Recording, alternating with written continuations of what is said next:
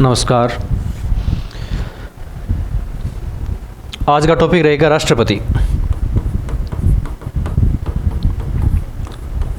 President of India, Bharat के राष्ट्रपति।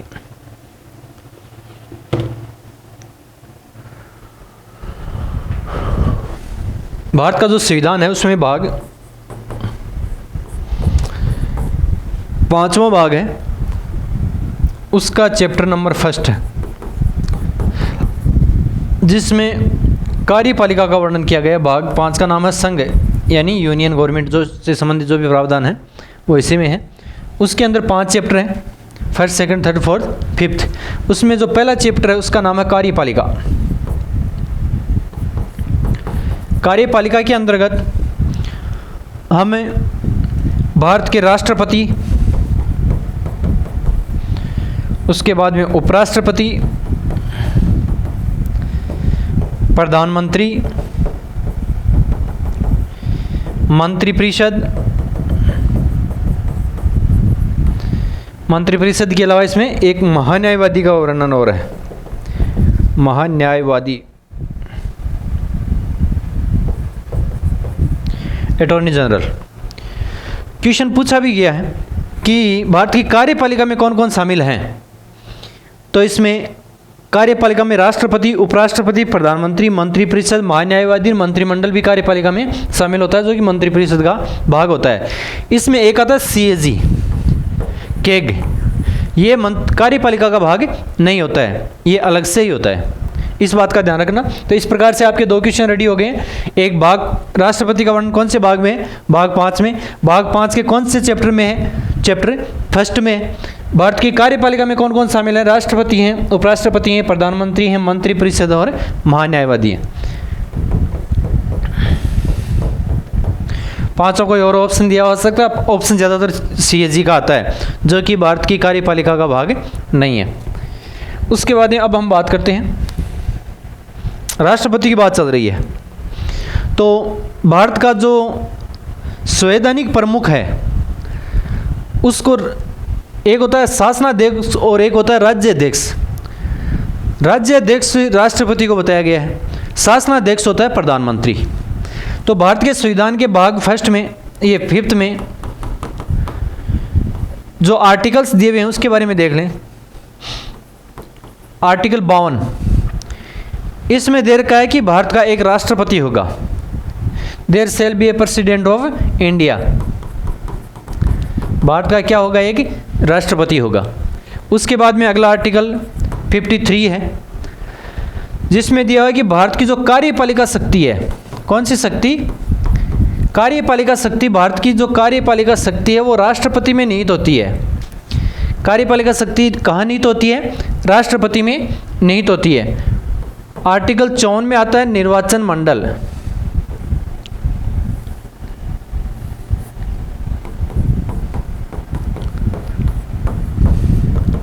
निर्वाचन मंडल का मतलब हो गया कि राष्ट्रपति का चुनाव कौन लोग करते हैं। अगला आता है निर्वाचन की पद्धति।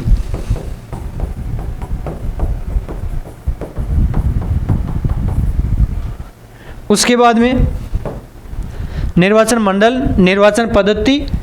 उसके बाद में आता है 56 में राष्ट्रपति का कार्यकाल कितना होता है, इसके बारे में वर्णन दे रखा है। आर्टिकल 57 में होता है पुनर्निर्वाचन।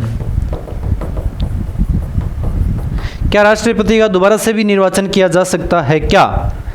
इस प्रकार से एक साथ में यदि सारे आर्टिकल लिखेंगे तो याद नहीं होता है, 2-2, 3-3, 4-4 आर्टिकल यदि हम याद करेंगे तो याद हो जाएंगे। भाग 5 है, जिसका चैप्टर नंबर 1 है। भाग 5 के अंतर्गत 52 से लेकर 151 तक के आर्टिकल हैं।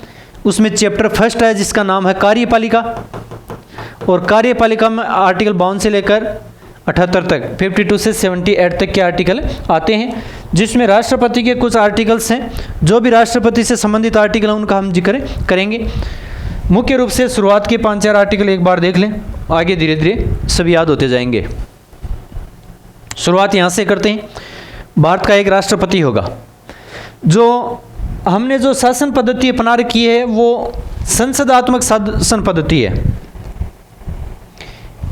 दो तरह की शासन पद्धति होती है मुख्य रूप से लोकतंत्र में। एक तो होती है संसदात्मक है और एक होती है अध्यक्षात्मक है।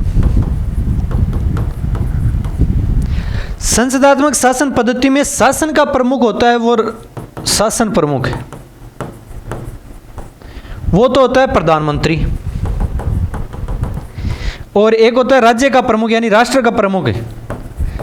राज्य पॉलिटिकल में ये प्रांत को नहीं बोलते हैं, जहाँ हम ये बातें कर रहे हैं वो राज्य शब्द देश के लिए काम में लिया जा रहा है। तो राज्य प्रमुख या राष्ट्र उस देश का प्रमुख होता है वो होता है राष्ट्रपति।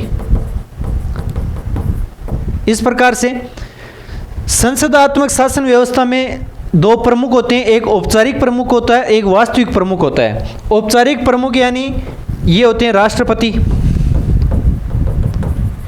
और प्रधानमंत्री होते हैं वो वास्तविक प्रमुख होते हैं। अध्यक्षात्मक शासन व्यवस्था में क्या होता है कि राष्ट्राध्यक्ष और शासनाध्यक्ष एक ही व्यक्ति होता है, वही तो राष्ट्रपति होता है, यानी वही तो शासनाध्यक्ष होता है और वही राज्याध्यक्ष होता है। इस प्रकार से यानी संसदात्मक शासन व्यवस्था में दो प्रमुख पाए जाते हैं, एक औपचारिक प्रमुख होता है और एक वास्तविक प्रमुख होता है। औपचारिक प्रमुख वहाँ राष्ट्रपति हैं अपने यहाँ इंडिया में और वास्तविक प्रमुख होते हैं प्रधानमंत्री। अध्यक्षात्मक शासन व्यवस्था में क्या होता है, राष्ट्रपति ही शासनाध्यक्ष होता है, राष्ट्रपति ही राज्याध्यक्ष होता है, यानी उसमें अंतर नहीं है। अब जो राज्य प्रमुख चुनने का तरीका है शासनाध्यक्ष में, उसमें तीन तरीके से हैं। एक होता है सिस्टम राजतंत्र और एक होता है गणतंत्र। ध्यान देना भाई, जो राज्य प्रमुख चुनने का तरीका होता है दो तरीके से चुना जा सकता है। एक तो राजा का बेटा राजा या राजा की बेटी राजा, इस प्रकार से जो सिस्टम चलता है उसको बोलते हैं राजतंत्र। ये इंग्लैंड में पाया जाता है।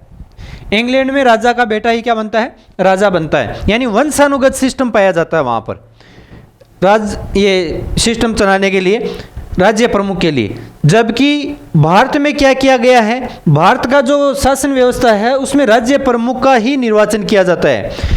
ये तो होता है वंशानुगत। जो राजतंत्र होता है उसमें तो होता है वंशानुगत और गणतंत्र में निर्वाचन के द्वारा चुना जाता है, निर्वाचित बोलते हैं जिसको। यानी भारत के अंदर ही गणतंत्रात्मक शासन व्यवस्था है, राजतंत्रात्मक शासन व्यवस्था नहीं है।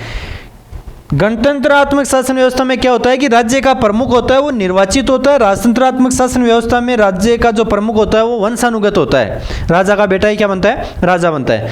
भारत के अंदर जो गणतंत्र का प्रमुख है, गणतंत्रात्मक शासन व्यवस्था अपनाई गई है, इसलिए राज्य का प्रमुख क्या माना जाता है, राष्ट्रपति माना जाता है। और राष्ट्रपति का क्या होता है, निर्वाचन होता है।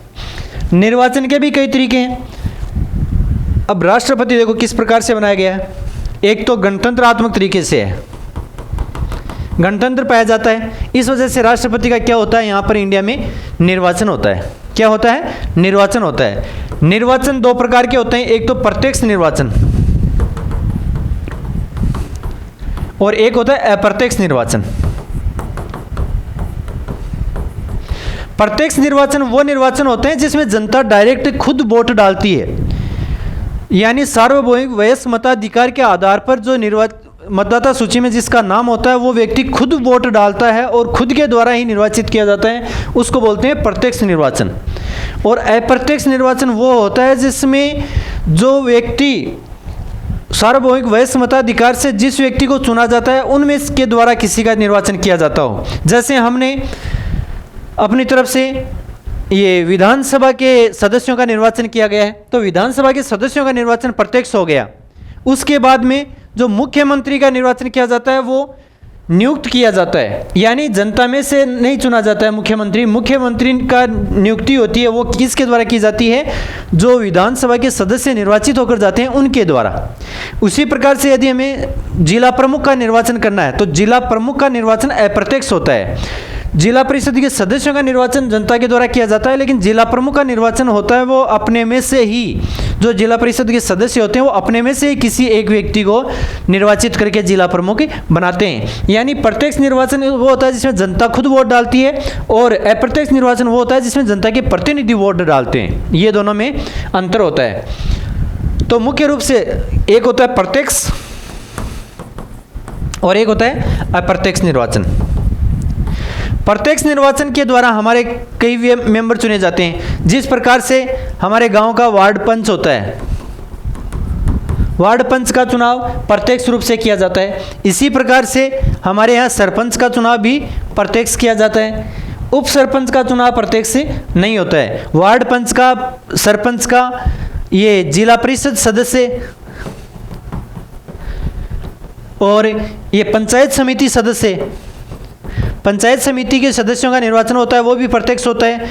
फिर विधायक का जो चुनाव होता है, विधायक कौन सा विधायक? विधानसभा के सदस्य का निर्वाचन। विधायक भी दो तरह के होते हैं, एक विधान परिषद के सदस्य होते हैं, एक विधानसभा के सदस्य होते हैं। तो विधायक का जो विधानसभा के सदस्य हैं जिसको विधायक बोला जाता है, उसका निर्वाचन प्रत्यक्ष होता है। और एक सांसद, सांसद यानी संसद के जो सदस्य होते हैं, सांसद वो सदस्य जो लोकसभा के सदस्य हैं। सांसद भी दो तरह के होते हैं, एक होते हैं लोकसभा का सदस्य और एक होते हैं राज्यसभा का सदस्य। लोकसभा के सदस्यों का निर्वाचन भी प्रत्यक्ष रूप से किया जाता है। इस प्रकार से मुख्य मुख्य वो पद हैं जिनका प्रत्यक्ष रूप से निर्वाचन किया जाता है। एक होता है अप्रत्यक्ष निर्वाचन, उसमें किनका किया जाता है? जैसे राष्ट्रपति का निर्वाचन अप्रत्यक्ष रूप से किया जाता है। किसके द्वारा किया जाता है वो अभी हम चर्चा करेंगे। एक उपराष्ट्रपति का चुनाव, उपराष्ट्रपति का चुनाव भी अप्रत्यक्ष रूप से होता है, वो भी प्रत्यक्ष रूप से नहीं किया जाता है। जिला प्रमुख का चुनाव, जिला प्रमुख का चुनाव भी अप्रत्यक्ष रूप से होते हैं। इसी प्रकार से जो अपना उप सरपंच होता है, उप सरपंच भी सरपंच अपने में से किसी एक को चुनते हैं, वो भी अप्रत्यक्ष निर्वाचन होता है। इसी प्रकार से राज्यसभा के सदस्यों का चुनाव, राज्यसभा के जो सदस्य होते हैं उनका चुनाव भी अप्रत्यक्ष रूप से होता है। राज्यसभा के सदस्यों का निर्वाचन कौन करता है? विधानसभाओं के सदस्य करते हैं, तो जो कि जनता के प्रतिनिधि होते हैं, जनता खुद वोट नहीं डालती है। तो इस प्रकार से कुछ पद ऐसे होते हैं जिनका प्रत्यक्ष चुनाव होता है और कुछ पद ऐसे होते हैं जिनका प्रत्यक्ष चुनाव नहीं होता है। तो इस प्रकार से जो भारत का राष्ट्रपति की हम बात कर रहे थे कि प्रत्यक्ष निर्वाचन किस प्रकार, तो भारत के राष्ट्रपति का चुनाव अप्रत्यक्ष रूप से होता है, प्रत्यक्ष निर्वाचन पद्धति नहीं होती है, अप्रत्यक्ष निर्वाचन पद्धति अपनाई गई है। आई बात समझ में? किसी को डाउट? चलो आगे देखते हैं। अब आता है राष्ट्रपति का निर्वाचन मंडल, आर्टिकल नंबर 52 में है कि भारत का एक राष्ट्रपति होगा, इतनी बात लिखी हुई है। हम समझने के लिए इसमें देर का है कि ये भारत के अंदर गणतंत्रात्मक व्यवस्था है, इस वजह से भारत का राष्ट्रपति का चुनाव चुना जाता है, न कि वंशानुगत होते हैं। अब निर्वाचन मंडल की बात करते हैं, सॉरी एक बार कार्यपालिका की शक्तियों की बात कर लें। ये कार्यपालिका शक्तियों की चर्चा हम बाद में करेंगे, पहले निर्वाचन मंडल कर लें।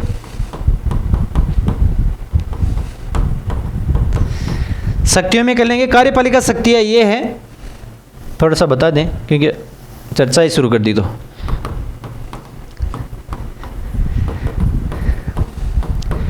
कार्यपालिका शक्तियाँ, इसका ज़्यादा डिटेल बाद में देखेंगे। कार्यपालिका शक्तियाँ राष्ट्रपति के नाम से ही की जाती हैं। वास्तव में कार्यपालिक शक्तियों का प्रयोग तो ये प्रधानमंत्री और मंत्रिपरिषद करते हैं। राष्ट्रपति की सहायता व परामर्श देने के लिए एक मंत्रिपरिषद होती है जिसका प्रधान होता है प्रधानमंत्री। ये अलग से आगे आर्टिकल आएंगे 73, 74, उसमें देखेंगे। राष्ट्रपति के नाम से शक्तियां सारी राष्ट्रपति के नाम से ही होती हैं, यानी राष्ट्रपति के नाम से ही सारे कार्यपालिका शक्तियों का प्रयोग किया जाता है। वास्तव में प्रयोग कौन करता है? प्रधानमंत्री और उसकी मंत्रिपरिषद। अब एक आर्टिकल 54 देखते हैं पहले। निर्वाचन मंडल, निर्वाचन मंडल यानी राष्ट्रपति के चुनाव में कौन कौन व्यक्ति वोट डालते हैं, उन व्यक्तियों के उन सदस्यों का जो समूह बनता है उसको निर्वाचन मंडल बोला जाता है। तो इसमें मुख्य रूप से दो व्यक्ति वोट डालते हैं। एक होते हैं विधानसभाओं के निर्वाचित सदस्य,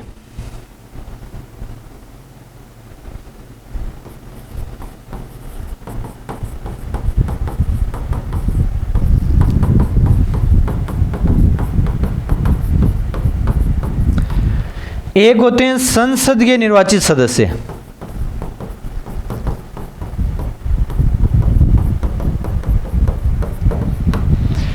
विधानसभाओं की, राज्यों की विधानसभाएं होती हैं, उनके निर्वाचित सदस्य वोट डालते हैं। एक होते हैं संसद के जो सदस्य होते हैं, संसद के सदस्य जिनको बोलते हैं सांसद, और सांसद भी दो तरह के हैं। सांसद भी कितने तरीके हैं? दो तरह के हैं। एक होते हैं लोकसभा के सदस्य और एक होते हैं राज्यसभा के सदस्य। लोकसभा के सदस्य 543 हैं और लोकसभा के 543 और राज्यसभा के 245 सदस्य हैं। इस प्रकार से राज्यों की विधानसभाओं के जो भी सदस्य होते हैं, अब इसमें एक बात और ध्यान रखनी है, ये जो 245 है उसमें से 12 सदस्य मनोनीत किए जाते हैं, वो इसके सदस्यों राष्ट्रपति के निर्वाचन में भाग नहीं लेते हैं। 245 में से 12 कम कर देंगे, यानी 233 सदस्य ही भाग लेते हैं। तो इस प्रकार से विधानसभाओं के जो निर्वाचित सदस्य होते हैं, जितने भी विधानसभाएं हैं उनके निर्वाचित सभी सदस्य वोट डाल सकते हैं और संसद के निर्वाचित सदस्य इसके अंतर्गत वोट डाल सकते हैं। जिन केंद्र शासित प्रदेशों में विधानसभाएं हैं वो भी राज्यों की विधानसभाओं की गिनती में ही आते हैं, यानी राज्य, ये केंद्र शासित प्रदेश जिसमें विधानसभाएं हैं वो सदस्य भी वोट डाल सकते हैं। जैसे दिल्ली है, दिल्ली के अंतर्गत विधानसभा है लेकिन वो केंद्र शासित प्रदेश है, तो उनके सदस्य भी राष्ट्रपति के चुनाव में वोट डालते हैं। इसी प्रकार से पुडुचेरी, पुडुचेरी के सदस्य भी वोट डालते हैं। जम्मू कश्मीर, जम्मू कश्मीर के सदस्य अभी वोट डालना शुरू नहीं किया है, इसके लिए संविधान में संशोधन करना पड़ेगा। तो राष्ट्रपति के निर्वाचन में कौन कौन व्यक्ति वोट डालते हैं? विधानसभाओं के निर्वाचित सदस्य। कुछ विधानसभाओं में सदस्य मनोनीत भी किए जाते हैं, लेकिन मनोनीत सदस्य होते हैं वो निर्वाचन, ये विधानसभा के वोट नहीं डालते हैं। और संसद के जो निर्वाचित सदस्य, लोकसभा में जो निर्वाचित सदस्य होते हैं वो, और राज्यसभाओं के जो निर्वाचित सदस्य होते हैं वो सारे मिलकर वोट डालते हैं। इस प्रकार से जो ये निर्वाचन मंडल बनता है, इनके द्वारा राष्ट्रपति के चुनाव में वोट डाला जाता है। आगे बात करें निर्वाचन की पद्धति।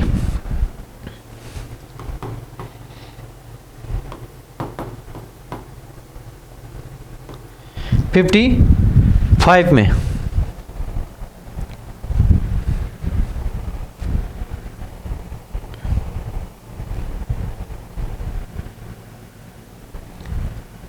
देखो ये बड़ा रहेगा 55 थोड़ा।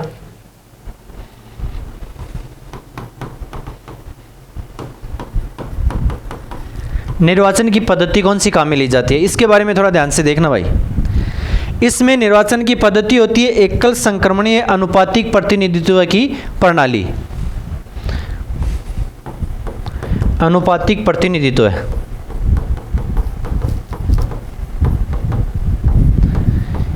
एकल संक्रमणीय मत पद्धति।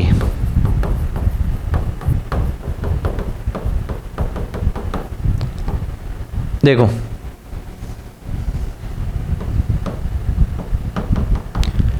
अनुपातिक प्रतिनिधित्व की एकल संक्रमणीय मत पद्धति होती है। एकल संक्रमणीय का मतलब क्या होता है कि वोटों का ट्रांसफर किया जा सकता है, single transferable voting system. Vote यदि किसी व्यक्ति को ज़्यादा मिल जाते हैं तो दूसरे व्यक्ति को वोट ट्रांसफ़र किए जाते हैं, कम मिलते हैं तो ट्रांसफ़र किए जा सकते हैं। इस प्रकार की जो पद्धति होती है उसको ट्रांसफरेबल वोट सिस्टम बोला जाता है। इसमें क्या किया जाता है, जो भी निर्वाचन के लिए जो व्यक्ति खड़ा होता है उसके लिए एक निश्चित कोटा प्राप्त करना होता है कि कितने वोट प्राप्त करने होते हैं उसको। निर्वाचन के लिए एक निश्चित कोटा प्राप्त करना होता है। एक होता है फर्स्ट पास्ट द पोस्ट और एक होता है अनुपातिक प्रतिनिधित्व। इंडिया में ज़्यादातर दो ही पद्धतियाँ काम में ली जाती हैं, अग्रता ही विजेता, फर्स्ट पास्ट द पोस्ट है।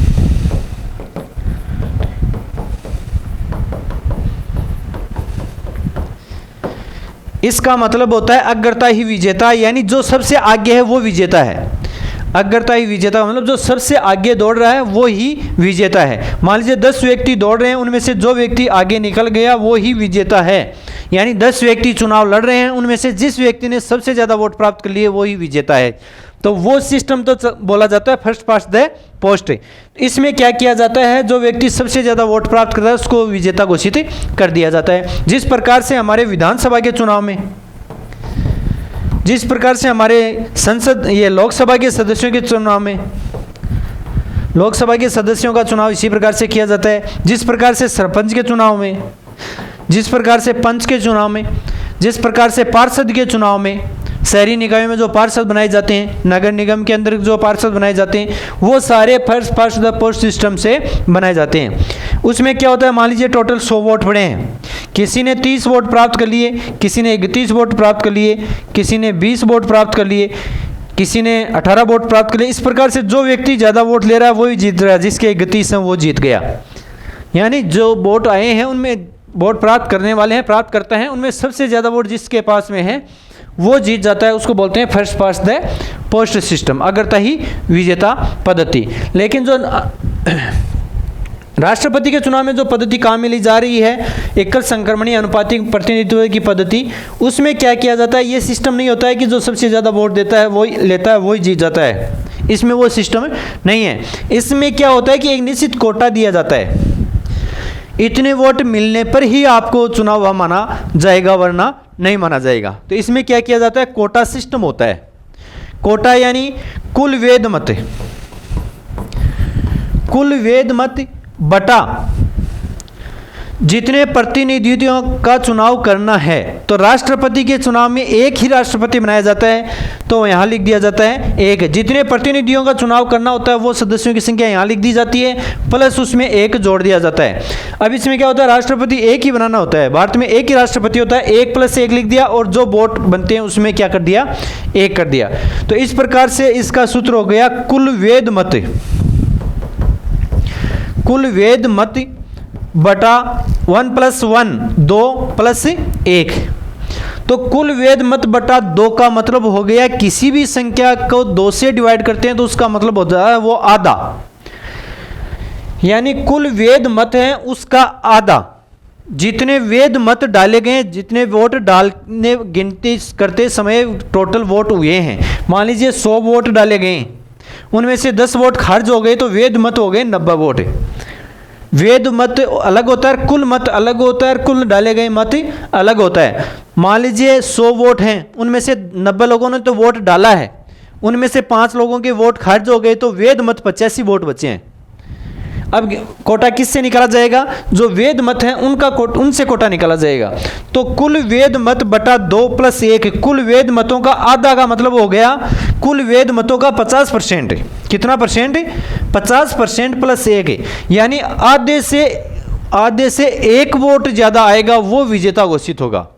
राष्ट्रपति के चुनाव में क्या किया जाता है कि जितने भी वोट पड़ते हैं उनमें काउंटिंग करते समय जो खारिज हो जाते हैं उसको तो हटा दिया जाता है, उसके बाद में जो वेद मत होते हैं उनको 2 से डिवाइड कर लिया जाता है और उसमें फिर 1 जोड़ दिया जाता है। आधे करने से तो मतलब 2 व्यक्तियों के आधे आधे वोट आ सकते हैं, विजेता किसको मानेंगे। मान लीजिए 2 व्यक्ति खड़े हो गए, 80 वेद मत हैं और 2 का भाग दे देंगे तो 40-40 मान लीजिए 2 को आ गए, तो विजेता किसको माना जाएगा। इस वजह से क्या कर दिया जाता है, 1 वोट जिसके आधे से 1 वोट जिसके ज़्यादा आ रहा है वो ही क्या होगा, विजेता होगा।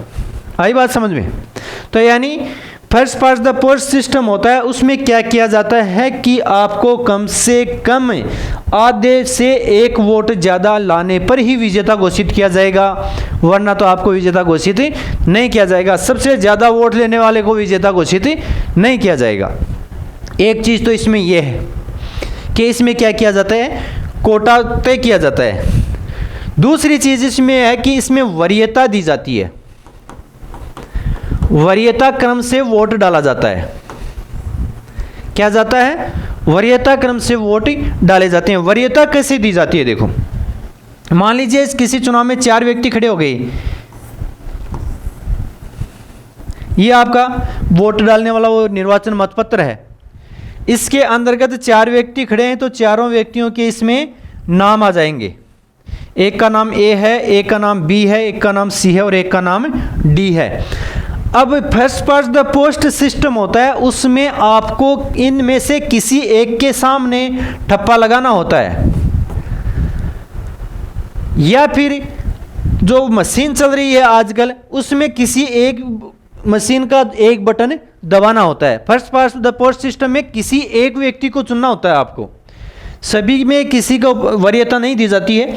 First past the post system होता है, उसमें किसी एक व्यक्ति को वोट दिया जाता है, उन बाकी को छोड़ दिया जाता है, चाहे मशीन से दे रहे हो और चाहे आप मतपत्र से दे रहे हो। कई बार जैसे कई चुनाव होते हैं, जैसे पंचों के चुनाव मतपत्रों से होते हैं, तो आपको क्या करना होता है, मतपत्र में वोट एक जगह ठप्पा लगा दिया जाता है, या फिर मशीन के अंतर्गत जो ईवीएम होती है उसमें एक बटन दबा दिया जाता है। जबकि जो राष्ट्रपति के चुनाव में जो अनुपातिक प्रतिनिधित्व की एकल संक्रमणीय मत पद्धति है, उसमें एक व्यक्ति को वोट नहीं दिया जाता है। तो क्या सभी को देते हैं? नहीं, सभी को भी नहीं देते हैं। आपकी वरीयता क्रम तय की जाती है कि आपका पसंद सबसे पहले किसको बनाना चाहते हैं, ये न बने तो किसको बनाना चाहते हैं, ये न बने तो किसको बनाने हैं, आपको क्रम से सीक्वेंस से तय करना होता है। मान लीजिए आपका सबसे पहले आप बनाना चाहते हो, किसको बनाना चाहते हो इनमें से, मान लीजिए सबसे पहले आप सी उम्मीदवार को वोट देना चाहते हैं, जिताना चाहते हैं, तो आपने उसको नंबर 1 दे दिया। सी वोटर को यदि आप जिताना चाहते हैं तो उसको नंबर कितना दे दिया? 1 दे दिया। अब आपसे पूछा जाएगा इसके बाई चांस ये नहीं जीते तो किसको दूसरे नंबर पर, तो आप बोलेंगे मान लीजिए ए पर। यह आपको तय करना, वोट देने वाले को तय करना होता है। डी मान लीजिए 3 नंबर पर है, बी मान लीजिए 4 नंबर पर है। इस प्रकार से आपको इसमें वरीयता क्रम बनना पड़ता है पेन से। बाकायदा वो वोट का जो पंपलेट होता है उसके ऊपर बाकायदा मतपत्र होता है, उसमें वरीयता क्रम भरने होते हैं, खाली नहीं छोड़े जाते हैं, उसमें वरीयता क्रम भरे जाते हैं। 1 2 3 4 5 जितने उम्मीदवार होते हैं उनके सबके सामने वरीयता क्रम लगाया जाता है। आई बात समझ में? उसके बाद में क्या किया जाता है, वोटों की गिनती करते समय सबसे पहले प्रथम वरीयता के वोटों की गिनती की जाती है। किसकी गिनती की जाती है? प्रथम वरीयता के वोटों की गिनती की जाती है। गिनती कैसे करते हैं? अब आपको गिनती करना भी सिखाना पड़ेगा। चलो गिनती करके सिखाते हैं आपको।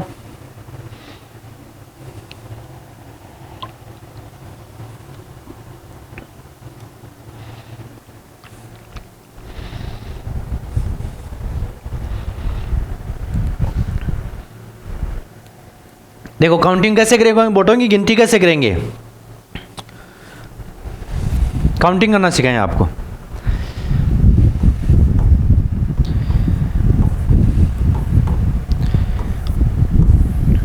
ये लो साहब, काउंटिंग कर रहे हैं। हमने काउंटिंग करना शुरू किया है, वोटों की गिनती शुरू हो गई है। कैसे करेंगे काउंटिंग? काउंटिंग सबसे पहले प्रथम वरीयता के वोटों की जाएगी। उनके मतपत्रों को खोल लिया जाएगा और देखेंगे कि ए उम्मीदवार है, उसके सामने 1 कितनी जगह लगा हुआ है, यानी 1 जहाँ लिखा हुआ है इसका मतलब वो प्रथम वरीयता का वोट होगा। कितने व्यक्ति हैं जिसके सामने 1 लगा हुआ है? तो मान लीजिए टोटल वोट यहाँ पर 100 हैं। कितने वोट हैं टोटल? 100 वोट हैं। तो प्रथम वरीयता के वोटों की गिनती की जा रही है। यहाँ पर प्रथम वरीयता के वोटों की गिनती की जा रही है। 100 वोट हैं। अब एक के पास मान लीजिए 30 वोट आ रहे हैं, बी के पास में मान लीजिए 25 वोट आ रहे हैं, सी के पास में मान लीजिए कितने हो गए? 20 वोट आ रहे हैं, और डी के पास में कितने आ रहे हैं मान लीजिए, इसको थोड़ा बढ़ा दें, ये 26 वोट कर दें इसके पास, और डी के पास में कितना बच गया फिर? 24 वोट। इस प्रकार से गिनती आ गई। क्रम से लिख दें, चलो ठीक है, जैसे भी लिख दिया सही है। 100 वोट हो गए ना, 26 और 40 से हो गए 50, 50 30 20 50, 100 वोट हो गए। जिस व्यक्तियों के सामने एक नंबर लिखा हुआ है, एक के सामने 1 नंबर 30 जगह लिखा हुआ है, बी के सामने 1 नंबर 26 जगह लिखा हुआ है, सी के सामने 1 नंबर 20 जगह लिखा हुआ है, डी के सामने 1 नंबर 24 जगह लिखा हुआ है। अब किसी भी व्यक्ति को वैध मतों का 50% यानी 100/2, 50 वोट प्लस 1 यानी 51 वोट आने चाहिए। कोटा निकालेंगे अपन, तो जितने वोट वैध मत हैं उसके आधे से 1 ज़्यादा वोट आना चाहिए, तो आधा 100 का आधा 50 हो गया, 50 से 1 ज़्यादा 51 वोट आने वाला विजेता घोषित होगा। यदि first past the post system होता तब ए विजेता हो जाता, लेकिन सिस्टम कौन सा चल रहा है? अनुपातिक प्रतिनिधित्व की एकल संक्रमणीय मत पद्धति। तो अब क्या करेंगे? 51 वोट किसी के भी नहीं आ रहे हैं, 51 वोट किसी के भी नहीं आ रहे हैं। तो अब क्या किया जाएगा? जिस उम्मीदवार को सबसे कम मत मिले हैं ध्यान रखना भाई, जिस उम्मीदवार को सबसे कम मत मिले हैं उनको हटा दिया जाएगा, उनको क्या कर दिया जाएगा, हटा दिया जाएगा। और उसके जो वोट हैं, उस व्यक्ति के जो वोट हैं उसकी द्वितीय वरीयता के अनुपात में बाकी उम्मीदवारों में बांट दिया जाएगा। देखो बड़ी इंटरेस्टिंग है ये पद्धति, समझ में आ रही है तब तो इंटरेस्टिंग है, नहीं समझ में आ रही है तब बस बेकार है। देखो प्रथम वरीयता के वोटों की गिनती हो गई। प्रथम वरीयता मतलब ऐसे मत जिसके सामने एक लिखा हुआ हो, ए के सामने 30 जगह ए लिखा हुआ है, बी के सामने 26 जगह, सी के सामने 20 जगह, डी के सामने 24 जगह एक एक नंबर लिखा हुआ है।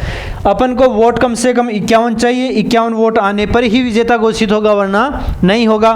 तो अब क्या करें, 51 वोट आने पर सबसे कम 51 वोट आने से पहले, यानी किसी को पूर्ण बहुमत नहीं मिला, 51 वोट प्राप्त करने का मतलब होता है पूर्ण बहुमत प्राप्त करना। किसी को बहुमत प्राप्त नहीं हुआ है तो सबसे कम वोट जिसको मिले हैं उसको कैंसिल कर देंगे, उसको मैदान से हटा देंगे और उस उम्मीदवार के वोटों की द्वितीय वरीयता जिस प्रकार से है उस अनुपात में बाकी मतदाताओं में, ये बाकी के उम्मीदवारों में बांट देंगे। सी के पास में 20 वोट आए हैं, अब सी के वोटों को दोबारा से खोला जाएगा, सी के पास में जो वोट है उनको दोबारा से खोला जाएगा और उनके सामने एक के सामने 2 कितनी जगह लिखा हुआ है, बी के सामने 2 कितनी जगह लिखा हुआ है और सी के सामने 2 कितनी जगह लिखा हुआ है वो देखा जाएगा। अब देखो 20 वोट हैं, वोट को खोला गया है, एक के सामने 2 चेक किया, अब देखो ये तो हट गया है, इसका तो कोई 2 चेक नहीं किया जाएगा। एक के सामने 2 नंबर कितनी जगह लिखा हुआ है, 20 वोट हैं अब, तो इसके पास में मान लीजिए 8 वोटों पर लिखा हुआ है, कितने वोटों पर लिखा हुआ है, 8 वोटों पर 2 लिखा हुआ है। एक के सामने 8 वोटों पर 2 लिखा हुआ है तो वो होगी द्वितीय वरीयता। द्वितीय वरीयता चल रही है। बी के सामने मान लीजिए 10 वोटों पर लिखा हुआ है और सी के सामने कितने वोटों पर ये सी के सामने तो होगा ही नहीं, सी के 2 वोट हैं। डी के सामने जो बच गए 10 और 8 18 2 वोट बच गए, ये डी के सामने 2 वोटों पर 2 लिखा हुआ है। फिर काउंटिंग हुई 30 और 8 38, 26 और 10 36, यानी 38 और 36 पे अटक गए हैं, अभी 51 वोट नहीं हुए हैं, अभी भी 51 वोट नहीं हुए हैं। तो अब क्या करेंगे, अब क्या करेंगे, अब मैदान में देखो ये 24 और 26 हैं, ये 36 हैं, ये 38 हैं, तो इनमें सबसे कम वोट किसके हैं, डी के हैं, तो डी को मैदान से हटाएंगे। अब किसको मैदान से हटाएंगे, डी को मैदान से हटाएंगे और डी के वोटों की गिनती द्वितीय वरीयता की होगी। तो कैसे होगी, अब देखो इंटरेस्टिंग यहाँ होगा, द्वितीय वरीयता कैसे होगी। 24 वोट हैं, डी के पास में कितने हैं, 24 वोट हैं। अब 24 वोटों की तो द्वितीय वरीयता होगी और जो 2 वोट द्वितीय वरीयता के हैं तो यहाँ पर तृतीय वरीयता की गिनती की जाएगी। अब देखो मजा आएगा इसमें। 24 वोट हैं, इनको हटाएंगे, 24 वोटों को ए और बी में बांटेंगे। किस प्रकार से बांटेंगे, 24 वोटों में से एक के पास में, एक के सामने 2 कितनी जगह लिखा हुआ है, अभी देखो 2 ही गिना जाएगा कि कौन सा क्या गिना जाएगा, 2 ही गिना जाएगा कि 2 कितनी जगह लिखा हुआ है डी के 24 वोटों के सामने। तो मान लीजिए डी के किसको जिताएं, अभी तो मेरे पास में पावर है जिताने वाला, ए को जिताएं या बी को जिताएं। मान लीजिए 24 में से 4 इसके पास में आ गए और 20 इसके पास में चले गए, द्वितीय वरीयता की हो गई। लेकिन अब तृतीय वरीयता तो नाम तृतीय होगा, लेकिन इसमें वोट प्रथम वरीयता के ही हैं ये, तो अब इनकी द्वितीय वरीयता ही गिनी जाएगी। गिनती तो अब तृतीय वरीयता शुरू हो गई है, लेकिन डी के द्वितीय वरीयता के होंगे, ये 2 वोटों की तृतीय वरीयता की होगी। तो गिनती करते हैं, 20 से 10 30, 30 और 20 50 और 56, जीत गया भाई ये हो गया 42, 56 और 2 वोट यहाँ रह गया। यदि ये अभी नहीं जीतता तो 2 वोटों की फिर काउंटिंग होती, तो यानी इस प्रकार से बी विजेता घोषित हो जाएगा। ये होती है द्वितीय वरीयता के वोटों की गिनती करना। आई बात समझ में, इतना यदि समझ में आ गया तो बहुत ही अच्छी बात है। ये समझ में आना इतना आसान काम नहीं है, नहीं इतनी कोई आपसे माथाफोड़ी करेगा कि ये आपको समझाया जाए। लिख दिया जाएगा द्वितीय वरीयता के अनुपात में वोट बांट दिए जाएंगे। 2 चीज़ें हो गई, अब एक चीज़ और रह गई,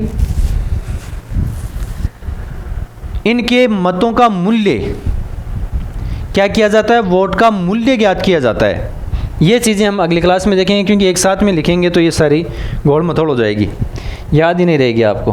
हमने कितना देख लिया है, निर्वाचन की पद्धति एकल संगुणे मत पद्धति से, और कुल वैध मत हो गए 1+1+1, कुल का आधा और उससे एक अधिक। आई बात समझ में।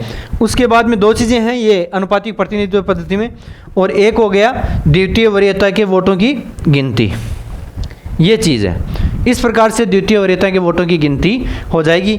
अब इसमें देखेंगे अगली क्लास में मत मूल्य किस प्रकार से ज्ञात किया जाता है। मत मूल्य, द्वितीय वरीयताओं की गिनती और कोटा, ये तीनों मिलकर क्या बन रहे हैं, इसमें अनुपातिक प्रतिनिधित्व की पद्धति बन रही है। अगली क्लास में देखेंगे। बाकी के लिए जय हिंद, जय भारत।